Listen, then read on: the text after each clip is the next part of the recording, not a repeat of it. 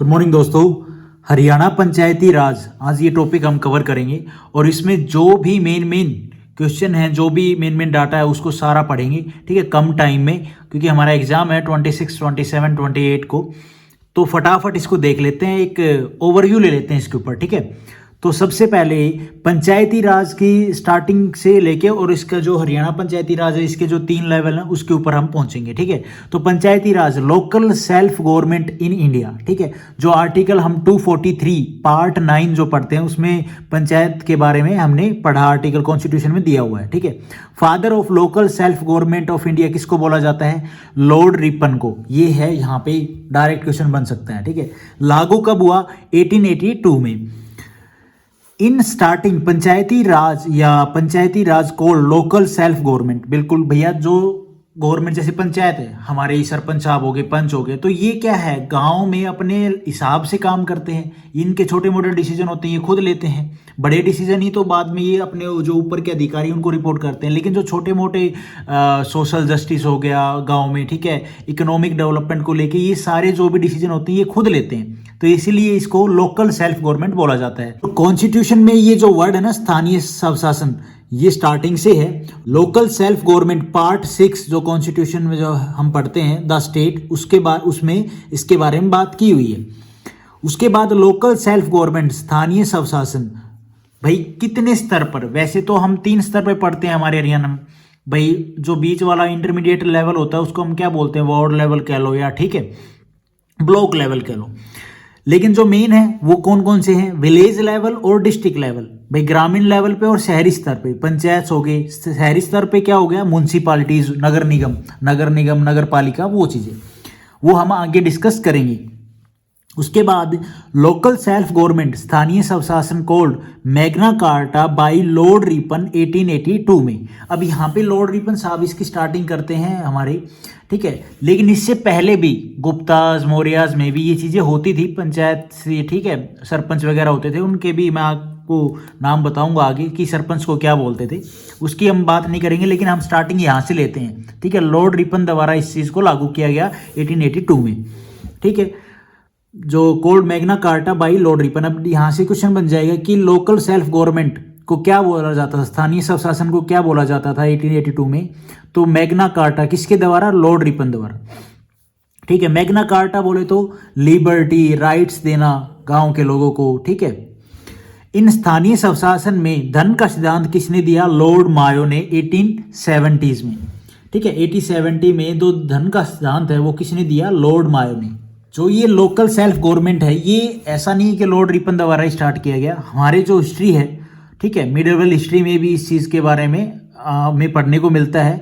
Guptas time में, Mauryas empire में हमें विलेज हेड मिलता है, ग्राम का प्रधान, जिसको हम बोलेंगे क्या, उस टाइम पे गुप्तास और मौर्य के टाइम पे जो सरपंच होता था उसको क्या बोलते थे?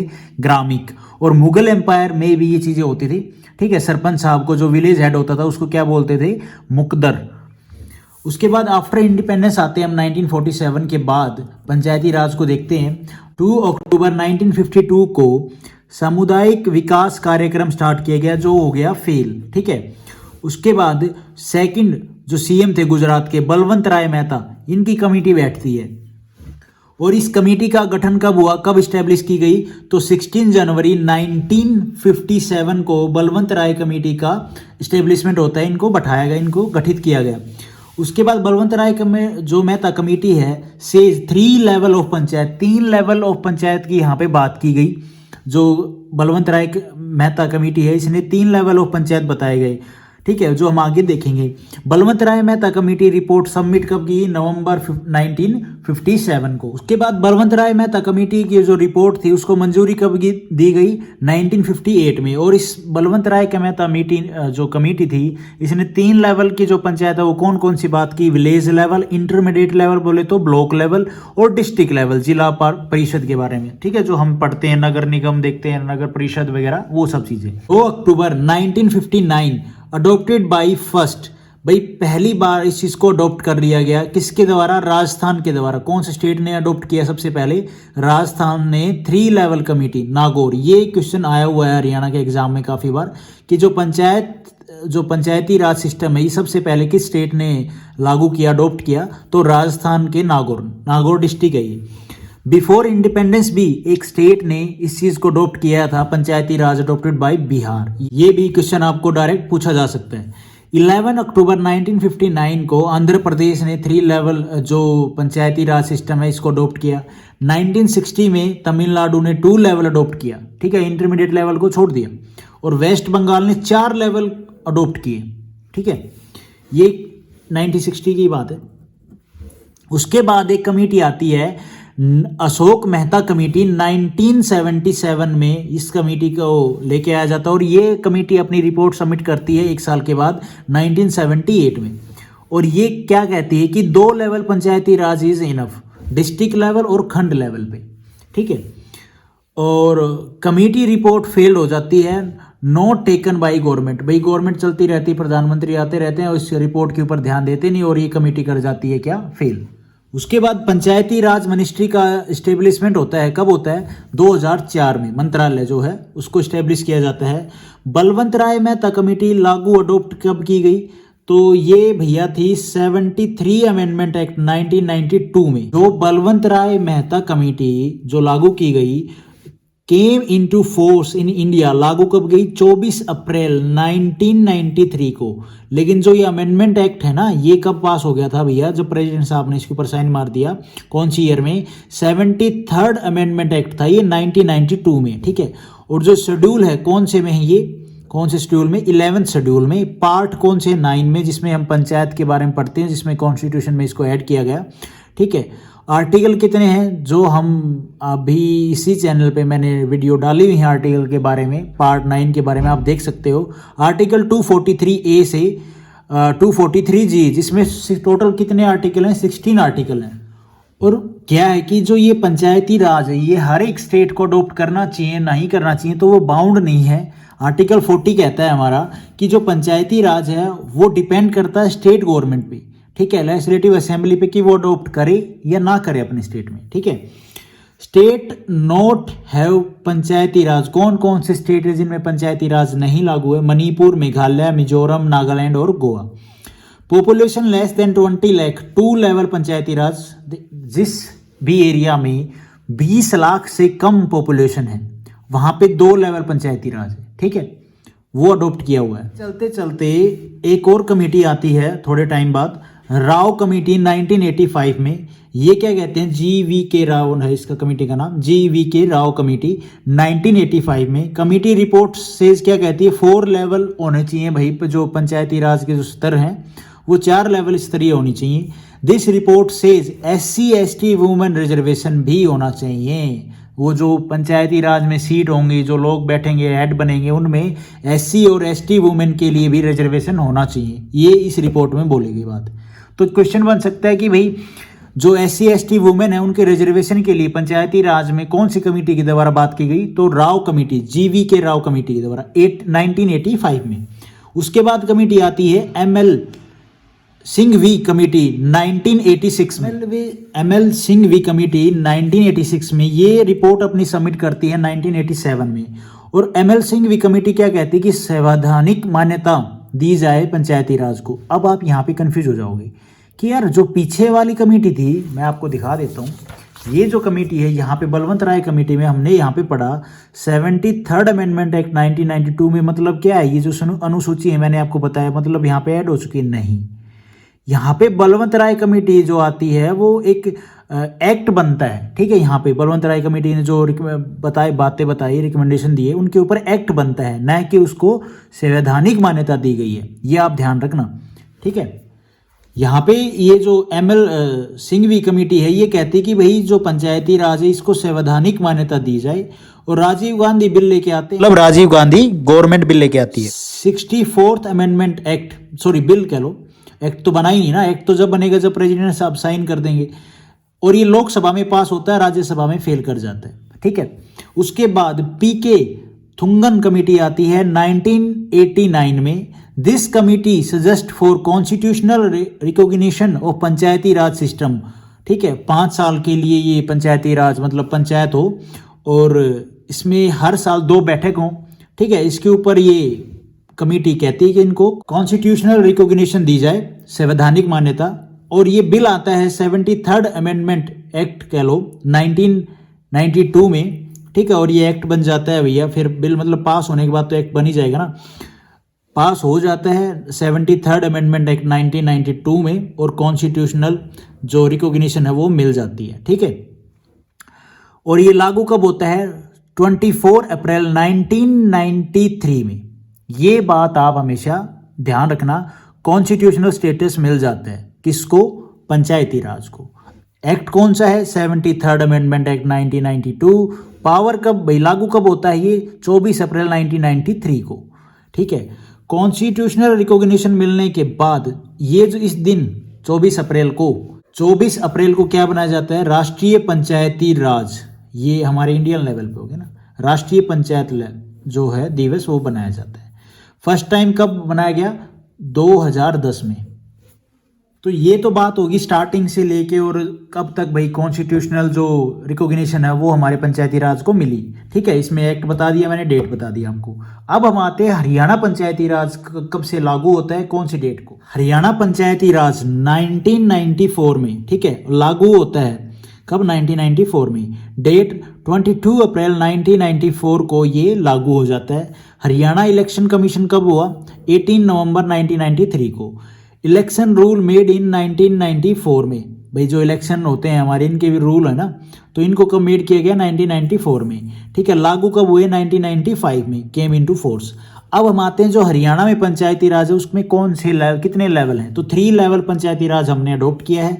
फर्स्ट लेवल है विलेज लेवल पे, ग्राम पंचायत, ठीक है। इलेक्शन डायरेक्ट होता है भैया, जो सरपंच साहब की, आप गांव में रहते तो आपको अच्छे से पता होगा, इलेक्टेड बाय पीपल होते हैं, लोगों के द्वारा इसको इलेक्ट किया जाता है। वोटिंग होती है, 2-3 सरपंच उठते हैं गांव में, ठीक है, और फिर एक सरपंच को चुन लिया जाता है जिसकी वोटिंग, जो भाई जिसके वोट ज़्यादा हैं।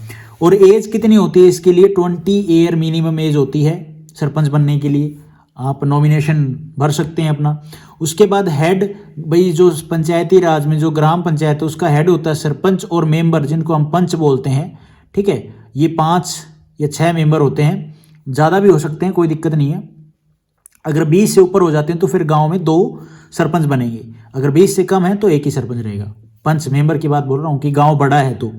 उसके बाद एजुकेशन कंपलसरी है, 2014 से ये स्टार्ट हो गई थी एजुकेशन कंपलसरी, ठीक है। फर्स्ट जो स्टेट था जिसने अडोप्ट किया ये एजुकेशन कंपलसरी वाला सिस्टम, तो ये था राजस्थान 2014 में।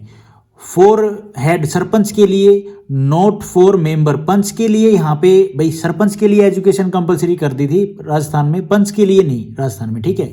इन Haryana education compulsory for sarpanch और मेंबर 2015 से ये अधिनियम आया 7 अप्रैल 2015 को, कि भाई जो एजुकेशन है वो कंपलसरी कर दी है सरपंच और मेंबर्स के लिए हरियाणा में। और क्या रिक्वायरमेंट होगी सरपंच के लिए?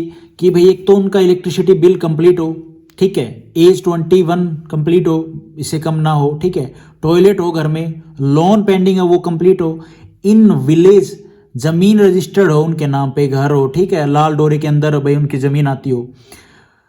ये जो टॉयलेट वाला सिस्टम है ना, ये गुजरात ने अडोप्ट किया था पंचायत में, कि भाई जो टॉयलेट है वो कंपलसरी होनी चाहिए सरपंच साहब के। उन्हीं को देख के तो लोग कि हाँ जी बनवाएंगे, ठीक है। अब सरपंच का ये हाल है तो फिर गांव में औरों की कैसे तरक्की होगी।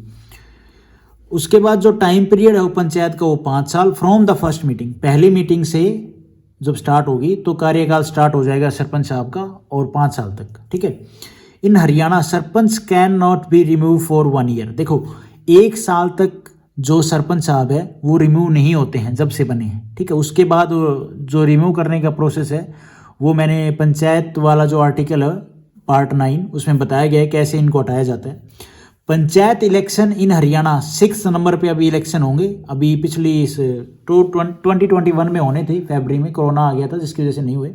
अभी आई थिंक ये फरवरी 2022 में होनी चाहिए, ठीक है, सॉरी यहाँ पे लिख रखा है मैंने, 2022 में होंगे।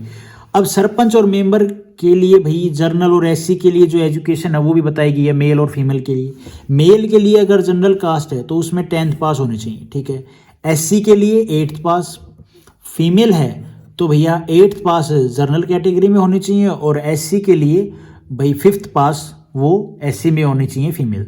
ST हमारे यहाँ पे है नहीं, ठीक है, SC है, तो वो चीज़ है। उसके बाद हम आते हैं एट इंटरमीडिएट लेवल या ब्लॉक लेवल जिसको हम बोलते हैं, ठीक है। पंचायत समिति, चेयरपर्सन होते हैं, वाइस चेयरपर्सन होते हैं, मेंबर होते हैं। मेंबर की एज मिनिमम बनने के लिए 21 होनी चाहिए। चेयरपर्सन और वाइस चेयरपर्सन के जो इलेक्शन होते हैं वो डायरेक्ट नहीं होते हैं, उनको अप्रत्यक्ष रूप से चुना जाता है इन मेंबर्स के द्वारा ही, और जो मेंबर्स होते हैं उनको चुना जाता है डायरेक्ट इलेक्शन के द्वारा, ठीक है। ओथ जो सरपंच साहब के वो कौन दिलाएंगे, ये आई थिंक मैंने है ना चेंज कर दिया, ये BDPO नहीं ऑफिसर आएगा, ये BPDO ऑफिसर आना चाहिए, क्योंकि इसकी जो डेफिनेशन है वो तो यही है ना, ब्लॉक पंचायत डेवलपमेंट ऑफिसर, ठीक है। ये सरपंच साहब को दिलाते हैं आके गांव में। उसके बाद डिस्ट्रिक्ट लेवल पे भैया पंचायत में कौन होते हैं, पार्षद होते हैं, उप पार्षद होते हैं, अन्य सदस्य होते हैं। इन दोनों के जो इनको दोनों को जब इलेक्ट किया जाता है तो ये अप्रत्यक्ष रूप से इनका इलेक्शन होता है, ठीक है। अप्रत्यक्ष रूप से मतलब कि जो ये सदस्य हैं ये इनके हिसाब से अपनी वोटिंग करके इनको चुनते हैं, और जो ये सदस्य हैं ये पब्लिक के द्वारा इनको चुना जाता है प्रत्यक्ष रूप से डायरेक्ट इलेक्शन के द्वारा। उसके बाद सरपंच सैलरी, ये सरपंच सैलरी तो क्या होती है, मानदेय होता है भाई उनके मान के लिए कि वो गाँव के लिए काम कर रहे हैं, ठीक है। इन हरियाणा 3000 रुपये है, पंच की 1000 रुपये होती है। एक सरपंच मिनिमम 6 पंच होंगे, मिनिमम तो होंगे ही इतने 6 पंच एक सरपंच के ऊपर गांव में। अगर गांव बड़ा है, ठीक है, और वहाँ पे जो पंच है उनकी संख्या 20 से अबो है, मैक्स 20, तो वहाँ पे 2 सरपंच हो जाएंगे। अगर 20 से कम है या 20 तक है तो 1 सरपंच रहेगा, ठीक है। उसके बाद हम आते हैं शहरी स्थानीय स्वशासन, ठीक है, अर्बन लोकल गवर्नेंस बोले तो डिस्ट्रिक्ट लेवल पे। इसमें हम 3 पार्ट में इसको डिवाइड करते हैं भाई, नगर निगम, नगर परिषद, नगर पालिका, ठीक है। जो अर्बन लोकल गवर्नेंस है हमने पीछे पढ़ा डिस्ट्रिक्ट लेवल में भाई क्या क्या चीज़ चाहिए, लेकिन क्या है कि इसमें भी इनमें पार्ट किए गए हैं कि नगर परिषद, नगर निगम, नगर पालिका क्या है। नगर पालिका बोले तो म्यूनसिपालिटीज़, ठीक है, ये हमारी म्यूनसिपालिटीज़ हो गई। उसके बाद नगर परिषद म्यूनसिपल काउंसिल हो गई, और म्यूनसिपल कॉरपोरेशन होगी हमारी नगर निगम, ठीक है। अब इनकी संख्याएं कितनी है हरियाणा में, देखो हरियाणा में जो म्यूनसिपालिटी है वो है 59, ठीक है। आर्थिक सर्वेक्षण के अनुसार 56 है, जो 3 है उनको बाद में ऐड किया गया है। तो एग्ज़ाम में यही आपको 58 दे दे तो मतलब 59, 58 और भाई 50 कुछ भी दे दे तो आपको 59 को क्लिक करना है, लेकिन इतना नियर अबाउट नहीं देता है, आपको देगा 59, 69, 79 ऐसे करके, ठीक है। म्यूनसिपल को काउंसिल कितनी है, 22 है। 22 कौन सी बनी है, 9, और म्यूनसिपल कॉरपोरेशन कितनी है, 10 है, ठीक है। ये आप डाटा ध्यान रखना।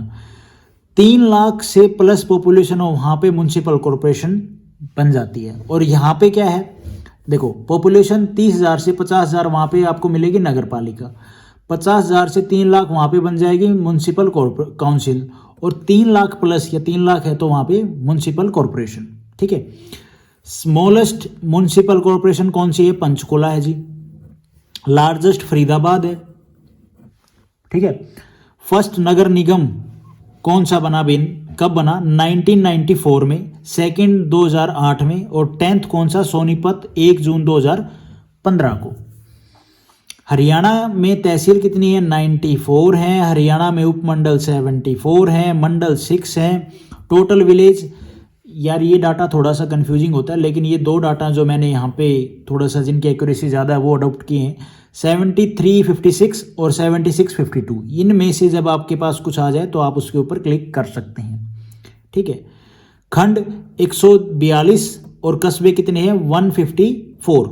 ग्राम पंचायत यमुनानगर में कितनी है, सबसे ज़्यादा 472। इसमें थोड़ा सा डाटा में भी एक मिस है, लेकिन मोस्ट जो एक्यूरेट है वो इसी को माना जाता है, ठीक है। तो ये था हमारा Haryana Panchayati Raj. Thank you for watching this video.